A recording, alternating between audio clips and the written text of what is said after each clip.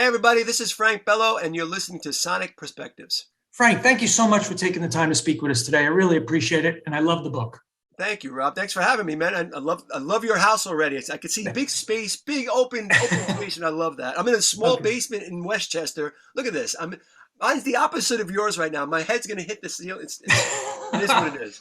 This is the only room in the house that has good lighting. Everything else is terrible lighting, and it looked like I'd be in the dark, so I have to do it in this room. I have all the shades open and trying to bring It's in nice natural though. light. It's nice. Got the guitar back there. I love seeing what people have in the background. The guitar Yeah. stand. That's awesome right there.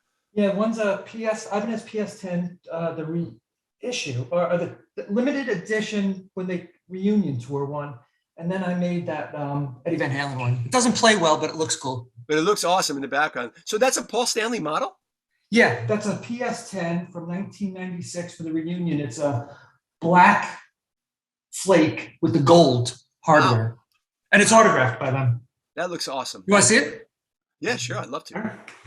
I'm pathetic this way. I have to things like this I get into totally, man. Oh yeah, that's awesome. All signed? Yeah. Well, Nice. Gene Paul, the reunion lineup, I guess it was. That's awesome, dude. I don't think I've ever seen that guitar. That's an awesome looking guitar. Yeah, it's pretty cool. It's What is it it's made by? gold. I have the one in silver from '92, but this one's different. So Is it's that an pretty cool. Ibanez? Yeah.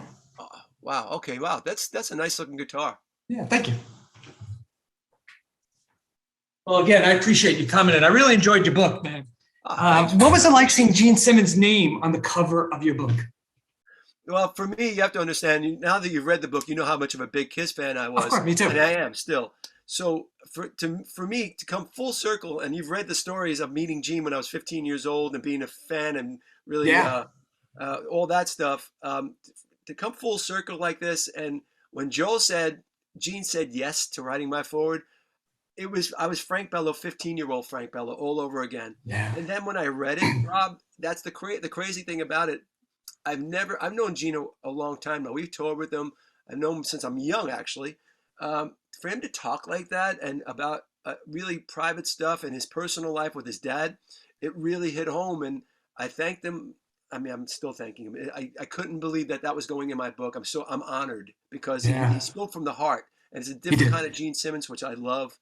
I'm very flattered and I'm humbled by that. By that. Do you know him on that type of rapport? Do you have that rapport with him and that level with him, or I that's talk to pretty Gene great? a lot about a lot of things. I don't talk like I'm friends every day, but when I see Gene, it's always the big hug. Gene, you have to understand. So the stories in the book are true. When I was young, 14, 15 years old, me and my friend Tom were cut out of school, Rob.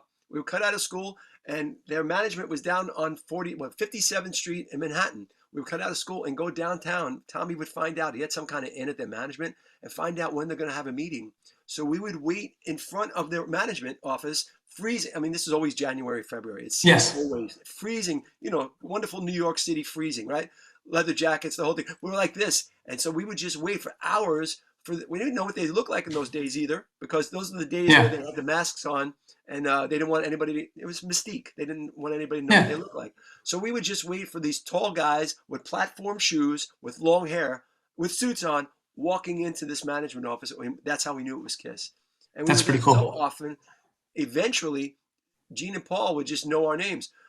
Gene would go, Frank Bello, what are you doing here? How did you know we were here today? He would just do all of this crazy stuff and say, I don't know how you're getting here. But after the 1,000th signature he's given me, I mean, we saw them all the time. So, but every time we went, we found out more Kiss info. And that was the key. It wasn't just about meeting him. Of course, it was great. But it was about finding out what was their new record like, what was their Yeah. next tour, what was the staging, what costumes it was Kiss fandom. It was awesome. Yeah, they're my favorite band too. It's funny. I did that too. I worked in the city, and it was either for the Asylum tour or the Crazy Nights tour. I looked on the back of the album. I saw the address of the management company, and just on my lunch break, I went down there for shits and giggles. Yeah. And who do I see but Paul Stanley walking down the street, big mane of hair, wearing a red lifeguard shirt and a jacket over him. And I didn't bring anything to be signed or a camera because I really didn't think it was going to happen. I just Right. stood there. And he came by and we shook hands and he walked in and I was just totally flabbergasted. And it was very nice. It's that kind of vibe, right? You're seeing your hero come down the street, and there is something very special, especially in those days. For me and Tom and some of my friends that came, it was really special because coming from that was the guy one of the guys I looked up to as like father figures, heroes, Hmm. something to look Yeah. forward to in my life. And it was that important to make them know that. And thank you for doing what you're doing to make me feel good. It was It's really, awesome. really a cool Yeah. time. So we're big fans.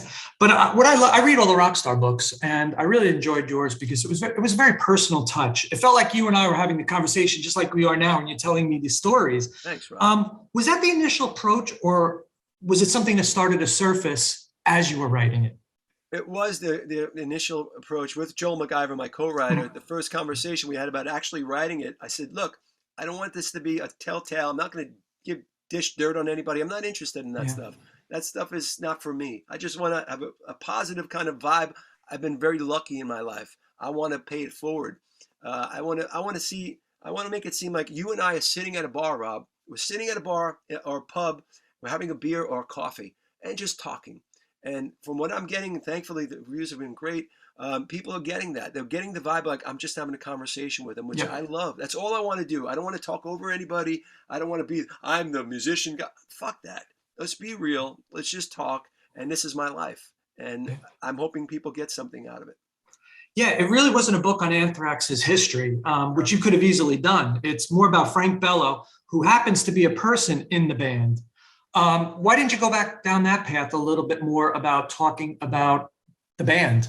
I know you interweaved it, but it's I thought it was important to come from a different side. Number one, my guitar player Scott Ian has written 2 books, and he's covered a lot of the yeah, Anthrax I stuff. read them. So I thought that was out there, and that's cool. I'm glad people know the history of Anthrax, because that's needed to be said. But this is my take from my life, and I thought it'd be more important for people in general. Because look, I've been very fortunate. I'm thankful for the band I'm in. We've had success. I'm able to feed my family with this band and all that good stuff. I have a 15-year-old boy, right? That I want to be everything that I didn't have. I want to. I don't want to bring in that luggage to my son. I want to be the great dad who's always there for him.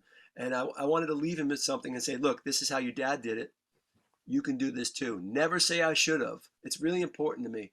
Uh, and I wanted people to know there's a lot of people hitting me up now, comments, letters, how they're reading the book and they're connecting with it because the loss of my brother, unfortunately, my brother was murdered, and Yeah. we've dealt with that, and a lot of therapy and all that good stuff helped me through it. People are finding that with loss of a loved one and how I did it. I brushed myself off and moved on. It's Yeah. really important. And then abandonment. Abandonment's a big deal in my life. It's why I have that hole that never leaves. And I thankfully for music that really filled it up and made me have something, an outlet for it. I thought it was really important for people to know that there's a way out of that depression and that vibe of that emptiness. If abandonment is a tough thing and a lot of people are Yeah. dealing with it. I grew up with with my family without a dad, and my mom had 5 kids. It was a big deal. Welfare, the whole thing.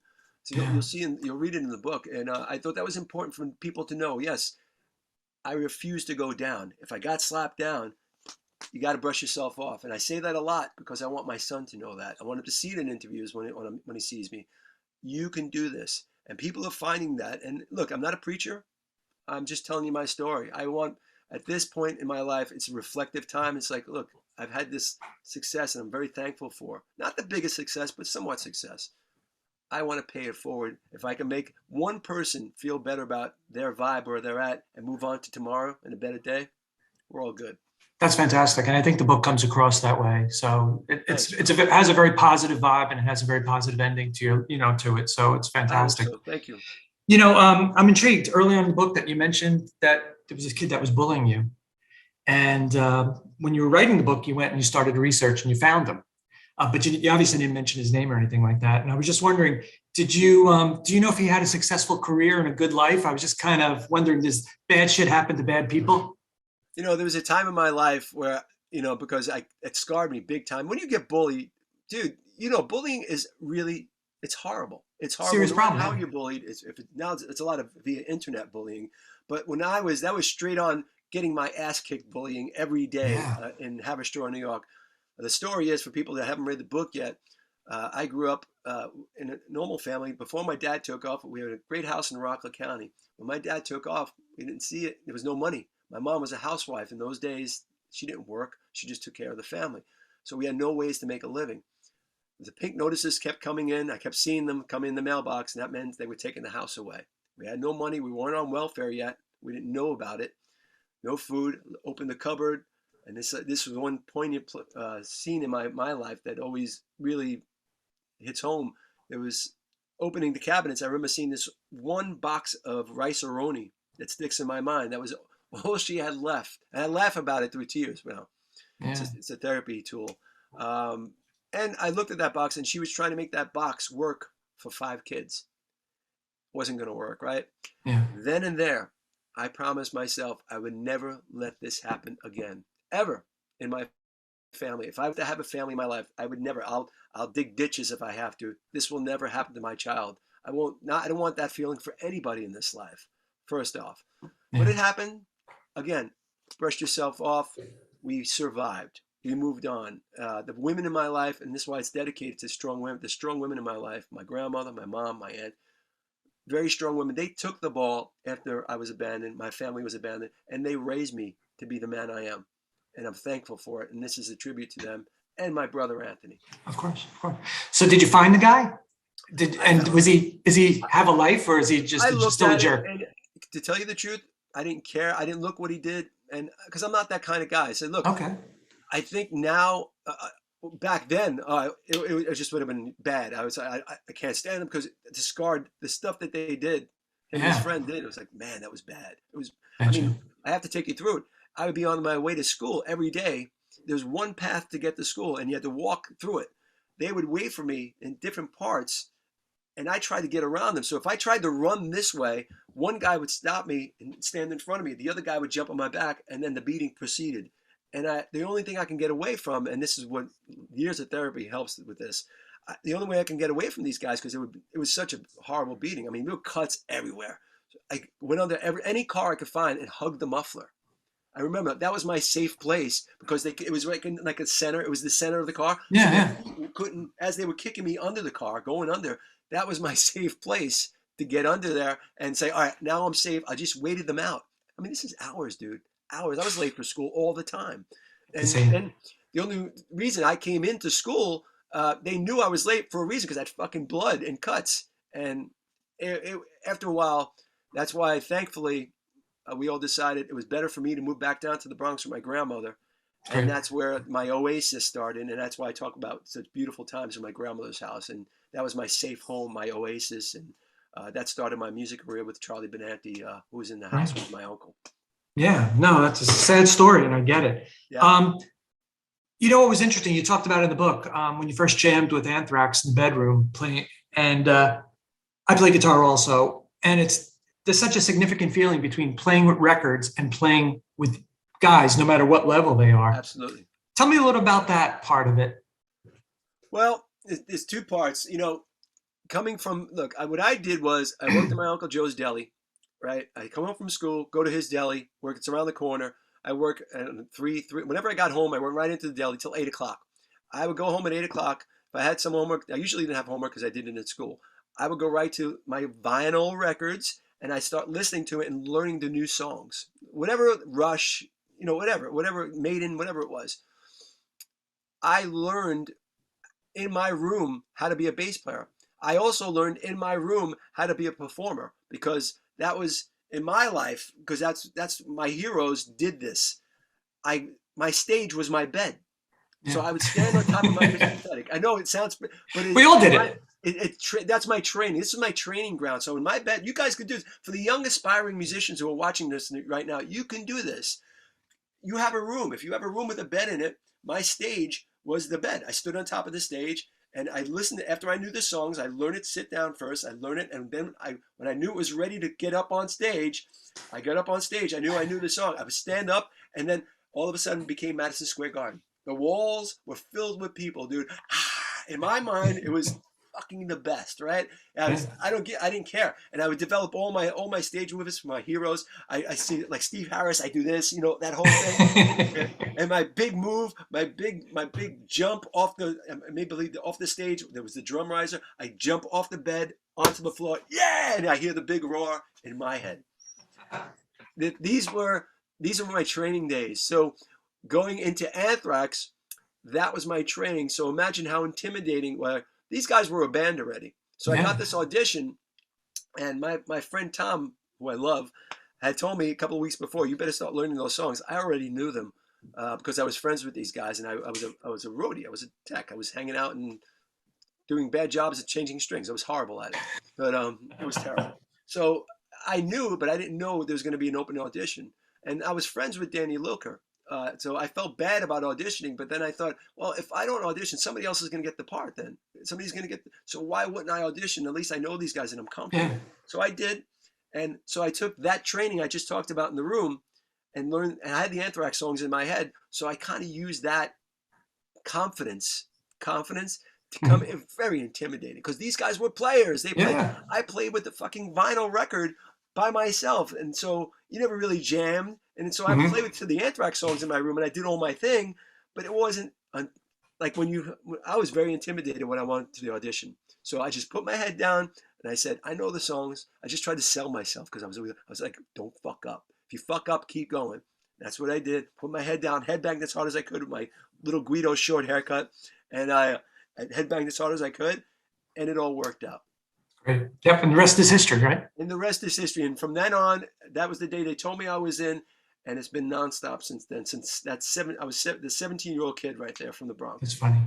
I've seen you a bunch of times, so now that I know where you got all those stage moves, I'll be thinking about you the next time I see you. Is he on his bed or is he on the riser? Dude, it's usually on the bed, and there's a lot of fun things because I remember this stuff as I'm on stage. Some of the times you go back and say, and you kind of laugh because I'm thankful for it. It's like, how did I get here? And I say, remember that bed?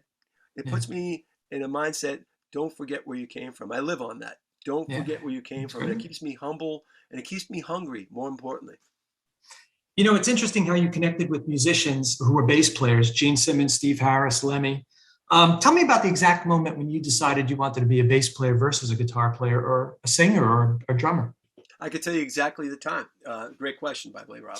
This comes where jamming with Charlie and my friend Mike, I don't know what we were jamming, probably a Rush song or a Kiss song, one of the songs we were jamming, and I was playing rhythm.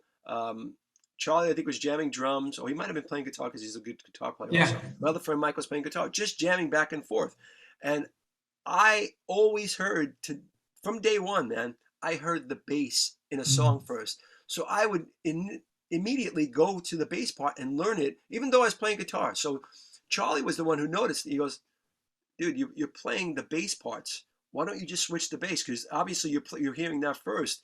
And that's what kind of happened. So I got a bass, and dude, Rob, as soon as it clicked in immediately, okay, now I'm home. Now I knew I could do something with this instrument. It was meant to be like that. Although I love guitar. I'm not a great guitar player. I'm a rhythm guitar player. I hear the bass parts all the time. And I still, to this day, when I hear a song, I'll listen first, even before the melodies. I'll listen to what the bass guy's doing, and then it goes to the melodies, and then the song.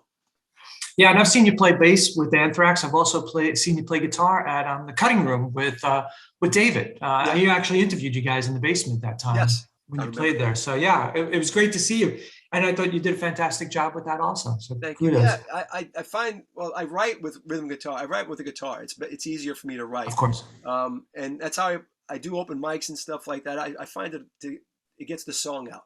It gets the song out the way I want it to get out. I was just doing it a little while ago. It's an extension, So the bass is, and I love that I could switch from the guitar to the bass because the bass parts is a very special thing to me. It still is to this day. I'm very hungry on the bass. I'm a student. I'll always be a student of bass. I'll always find different bass players that I want to just, how does he do that? I love saying, how does he do that? And just digging in and how does he do that? I want to find out and just nitpicking. I love nitpicking. It makes sense to me. I want to stay hungry. You also talk about being an actor. You were in some shows. What's the status of that career right now? And can we see you in anything that's maybe upcoming now that maybe with the Not right now pandemic, because I haven't auditioned for anything in a while because the obvious, But they shut it all down? You can't even yeah, well, audition for that that's stuff? opening up now. Now, what I find, I had an audition a couple of weeks ago. I did it in this room right here. I had to put the black screen up in the back, and you do it like it's self auditions.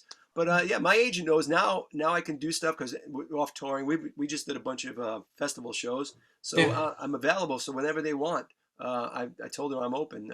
I love it. And just so you guys know that haven't read the book yet, the reason the acting thing came in 20 some odd years ago, studying, I wanted to go deep into it, theater. I thought it was important because I love performing. Um, Mhm. I found, and I didn't know this until after I started studying with some of the bigger names in acting down in the city. William Esper, my teacher, William Esper, I mentioned him because he was a great man.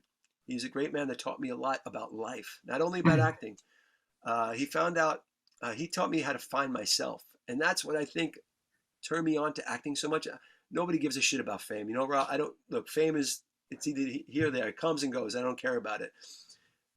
I think acting made me find more about myself. You went deep because you find your truth Yeah. in acting. That's what the whole thing is, And truth. you had a lot of hardship, so you could be doing the It the really hard, is. the sad stuff pretty well. You could Yeah, and pull it's from it, easy to right? use, and you can be another character. I could use all that stuff, and it's great to use it because it's some place for it to go, right? Yeah. So I found that it alleviated. It's another way of alleviating whatever emptiness I had. So I went deep into that. I'm still deep into. I love it. It's just another way of an outlet for me. Whatever comes up, I tell my agent. Play comes up, let me know if I can do it. If I'm available. Anthrax is not working. Anthrax has to come first. That's my thing. Okay. That's first and foremost, and then everything else can to bridge out after that. I have to ask, Anthrax tour, what's 2022? What are you thinking? Yeah, like everybody else, we just finished we played this last Sunday, and Welcome to Rockville. Great Mhm. set. We played with Metallica. Hung out with my friend, name dropping right here. I had a good conversation because James Hetfield, I haven't talked to him in a while, and I remember right before I was writing this book with Joel. I watched this thing, Absent. I don't know if you saw that documentary he was in. No. James, you should watch it. He tells a lot of stuff about abandonment. He talks about a lot about abandonment and his deal. And I thought it really hit home for me. And maybe I told him, it kind of pushed me over the edge of wanting to share my thing. It made it easier for me to share Yeah. my thing. So I handed James my book, and he's thanks and all that good stuff. I said, dude, feel free to read it and all that stuff, and I hope he does. I said I just wanted to thank him for doing that absent segment, and I thought it did a lot for me to make me want to open up about abandonment, and it made it easier for me to write the book with Joel. So That's great. it was a great thing, and so this whole abandonment thing is an ongoing issue. It's in my life. I know Never how to heals. deal with it now. I know how to deal with it, but it's always there. It's always going to be there. But I fight it. You kind of like compartmentalize, and I think that's really important to do that. No, That's what we do. that's That's the way to do it. kudos to you for that. Frank, too, was you mentioned it earlier, and it was very apparent in the book. There's no mudslinging in this book. There's no down and dirty stories, sordid tales about anybody else and your involvement, like so many of the other rock star books. Conscious decision not Totally. to put all that stuff. I'm sure there's all that stuff back there, but you don't want Yeah. to bring it forward. Everybody's got those stories, right? We all, I'm in a band Yeah. that I love. Look, we have our fights. I'll be really honest. Like everybody, like brothers. I'm with Anthrax. How many years? Almost 40 years. I'm in this band. Right. Look, you're gonna have some arguments about writing, all that other stuff. You're gonna have like brothers that we are. The truth of the matter is, you grow up. I know these guys more than my family. I'm with them more than my family. So you're gonna have your bumps and bruises. That's okay. That happens. Yeah. I don't want to talk about it. I'm not gonna make somebody feel bad. That doesn't make, especially I don't want to. We're in the band. I don't want to say, oh, I talked about this. No, dude. We'll get over our shit. That's the way I look at it. There's other stuff to focus on, more important stuff, the stuff that I think people could actually use. Look, Yeah. there's a lot of great rock and roll stories in this book that are fun. So it's not just heavy, but I think there's some parts in this book that people could actually use with their life and say, look, how did he get through it? Yeah. And if he can get through it, then maybe I can try something to get through it. That's my point. And without having to go on social media to say this sucks too. So Yeah, this exactly. person did me wrong, and so that's great. And how much of that do we need in life? Real, I mean, especially at this point, there's so much negativity out there with the cancel culture and all that other shit. I don't care. I'm a straight shooter, dude. I'll tell you how it is. And Yeah. I don't want to talk about it. If I wanted to, I can do it. But what for what? Is that going to make me feel better? No. Is it going to make No, them feel? No. What is no, it doing? All right. it's So not somebody, nothing. oh really? Somebody could read it. Oh really? Oh wow, I didn't know that. And then what? Exactly. And And you're then it still goes left to away. correct the shit. And you know, I'm Yeah. past it. I want to move on with life. I want to put out the positive vibes. And look, we're above ground. You and I are above ground right now, Rob. Right? Yeah. In this Sir. horrible, horrible time that's the world is going through. Yeah. Take it. Speaking of making things right, one of my favorite stories in the book was when you and the guys from Metallica got drunk, Oh yeah. and then you broke into Kurt's studio, right? And you were jamming drunk, and he wasn't there. He went home early, went to bed. And you wrote in the book, and if I'm not mistaken, you said the door to his studio is open. Who leaves the door to their studio open? Well, nobody knew that other than the guys in that car, right? So Oh, nobody knew it was. They said he usually leaves it open. We just got lucky that night. Let's be honest. oh, And we were all loaded. This is the drinking days. I have to say that. These are the drinking yeah. days with Metallica. They came to the show for the guys, for people, girls and guys who haven't read the book yet. It's one of the fun stories. There's a lot of great ones. There Um, is. I mean, one of the Metallica stories is so they come to the show. Anthrax is playing in San Francisco. The guys from Metallica come out. We're friends. Long story. Long story short, they're on the side. We decide, all right, let's go out and have some bar hopping. We're going to go bar hopping. We hadn't done it in a while. Everybody's getting together. So we had a couple of cars, friends driving it, you know, sober guys driving so we can have fun. Bar hopping, bar hopping. So Kirk goes off because he's got an appointment the next morning early, right? So we kept going heavy. I mean, shots were plentiful that night. It was bad. So it came to the point where I was in the back of Lars's Range Rover, and those turns in San Francisco are pretty crazy, right? You know, they're weaving and weaving stuff. I felt this all of a sudden, dude, out of nowhere. I'm in the back. I think Charlie's there and Scott, and I'm in my hand. I'm like, holy shit! They're looking. What the fuck? I with my elbow, I put the window down, just toss it out. But then it didn't stop. So I just, dude, it kept going. It was like a faucet on the side of poor Lars's car, man. The whole thing was like green. It Awful. was disgusting. I felt bad, but so anyway, clean up. We go to the next bar. We're still going. That's what happened those kind of days. So somebody on the way after the bars were closing, somebody mentioned we need to jam. Where can we jam? It's 2 o'clock, 2 o'clock in the morning, 2:30 in the morning. Where are you going to jam? Somebody brings up Kirk has a studio in the back of his house. And sometimes he leaves the door open. Yeah, let's go to, we're fucking out of our minds. But yeah, we're just fucking going. Beeline, both cars are going right to Kirk's house. This is a great area, great neighborhood. You can't make a lot of noise. So we're walking up this hill to go around the back, look in the window, nobody's there. Open the door, open the lights. Filled, dude, with amps, drums, SVT amps, guitars, everywhere. Everything you want to make fucking noise crazily it's a great setup he's got there. So we're kids in a candy store at this point. We go in there. Every knob was turned on to 10. If it was an 11, they'd be put on a fucking 11. Every knob was on 10. Everybody put on a guitar, bass. Charlie went on the drums. Lars went on the drums. We just fucking we're just screaming at the top of our fucking. Imagine that sound. Anthrax and Metallica in that room, just making the loudest noise we can. We didn't even know what we were fucking playing. Every riff came out, just riffs were fucking everywhere. So all of a sudden, Awesome. this is 10 minutes in, and there's a window coming down from the stairway, coming from the connection with the house. And all of a sudden, at the corner of my eye, I see Kirk coming down, and he looks in the window, and his eyebrows go down. He's fucking pissed, right? That felt horrible. And he's looking, Yeah. and I see him because nobody could hear him. And he's like, "What the fuck, man? What the fuck?" Right? I'm like, "Oh shit!" He sees this, everything shuts down. He comes in the door. He's pissed. He's in his robe. He's sleeping. The poor guy was sleeping. Dude, this is not cool. How dare you? It was really bad. We all felt horrible, right? Long story short, so we leave. He goes, get out, get out. He just throws us out. So we walk in, and our heads down, and we felt bad. Some of us were snickering, but it was horrible. I felt bad. So we're walking down the hill back to the cars, and I'm standing next to Lars, and we're walking down, and I said, Lars, I feel really bad, dude.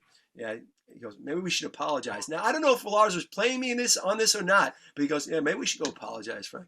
So, and I was drunk. So I said, all right, you know what? Let's go apologize. Yeah, gung ho to go. So back up the hill. Now, this is the front door. The front door is this big, beautiful glass door that he had there. Beautiful. I don't know where it came from. I found out later on. We'll talk about it. But so I ring the bell. 2 minutes, nobody answers. Ring the bell again. Nobody's answering. So I'm still a little tipsy. So I lean back and say, we're like this on the door. Kirk, come on. Come on. All of a sudden, I lose my balance and my ass falls. I fall into the door. All of a sudden, you hear whoosh, the whole fucking thing breaks. I don't know how my ass didn't get cut, but glass was everywhere. Me and Lars, like a comedy, look at each other. Oh, shit. Fucking dart down the hill. Fuck, oh, my God. All we hear from the background as we're running, somebody opening the door. Dude, what the fuck? You broke my fucking door? What the fuck, dude? I felt sick. It was Kirk. He came out and I felt so bad. Now, the kicker is, okay, so everybody goes back to their homes and hotels and all that stuff. And we'll all get home. I was afraid. So I felt bad. Anthrax was on tour. We had a show the next day. So my tour manager, I'm hungover. I'm in the dressing room playing my bass. My tour manager comes. He has a piece of paper in his hand. He goes, Frank. He's questioning me. Frank, where were you last night? I said, we went out with the Metallica guys. Had a great time. A little hungover. I said, he goes, you did, huh? Well, this just was faxed to me. This is a fax. It says it's a bill, an invoice, $13,000 for one big door. Right? One big glass door. Now, look, I didn't have fucking $13,000. I was scared shitless. I'm holy shit. And I'm looking at it, I can't afford this. What the fuck? This is 13. I mean, I wasn't making that kind of money. I was like, holy shit. He goes, well, it just came, man. You're going to have to do it. So I felt so terrible. I called up Kirk immediately. I said, dude, I'm so sorry. I'm so sorry. I didn't mean it. I fell into the door. I didn't know what to do. So I just ran. I'm so sorry. He kind of had a chuckle in it because he wanted to get me. He goes, it's cool, dude. Just don't do that again, okay? And he's very, very. I love Kirk. I love them all. He's just don't do that again, okay? I said, all right, cool. So long story short, I found that was a setup to really scare me, which they really did. Whoever did it and planned that was awesome because it scared the shit out of me. It turned out, he said later on to somebody in an interview, it was only like $850. But long story short, he let me go on it, and I was really petrified about it. I felt really horrible, but it was a great time. That night it lives in infamy in my mind. I loved it. And that was my favorite story in the book. Oh, great. I want to be respectful to your time. Do you have time for one more question? Absolutely. Go for it. Great. At the end of the book, you talked about writing this for your son. Has your son read it, and what did he think? He hasn't read it yet because I want to prepare him. And right now he's so consumed with homework and he's getting projects. Yep. He's 15. So he's I have a 17-year-old too. So yeah. So you understand. And I don't want to overwhelm him. He has the book. He's the first person I gave it to before my wife. And I said, this is for you. When you have time, you read it. And when he does, I'll prepare him for it because there's a lot of stuff in there. He didn't know about, Abandonment. He doesn't know any about that stuff. I told him about it, but now he's going to read about it. So I want him to be prepared. I prepared my mom for it because this is a big deal that she went through. And funny enough, Rob, we're talking right now, you and I, during this interview, my mom called me about 45 minutes ago before this interview, and she's kind of sniffling. And I didn't do this in any other interview because she just did it. She goes, she's kind of sniffling. She goes, look, I love you. I'm very proud of you. And I'm sorry it was so hard for you. Oh. It hit home, dude. It took me a couple minutes to recover from that. I said, Ma, you did everything. It's a celebration of you and the strong women in my life. You didn't do anything wrong. If anything, you carried the ball after somebody else dropped it. You should be proud. This is a thank you to you. This book is a thank you to the strong women in my life for making me, whoever I am in this world, you made me the man I am. So thank you. That's what I'm saying. So wonderful sentiment. It went a long way with her. She goes, thank you. And she was very at peace with that. And that made sense. So I was very happy with that. Well, Frank, it was a fantastic interview, and it was so nice to speak with you again. And I really enjoyed the book, and I can't say enough great things about it. And I hope all the people go out after some of these stories that you shared. I hope it teases them to go out and get the book because I thought it was fantastic. Yeah, there's a lot of fun stuff in there. Look, it's like life. It's peaks and valleys, but it's a positive ending, and that's the whole idea. And say you can do this. brush yourself off. If you're having a shit time in life, you can move on from it, and I hope people get that. Great. Well, thank you so much. Really an honor to speak with you today, and I hope to see you on Thank tour next year. I hope you do, man. Can't wait. Believe me. I know. I want to see that. Bye-bye. Take care. Take care of yourself, brother. Bye-bye.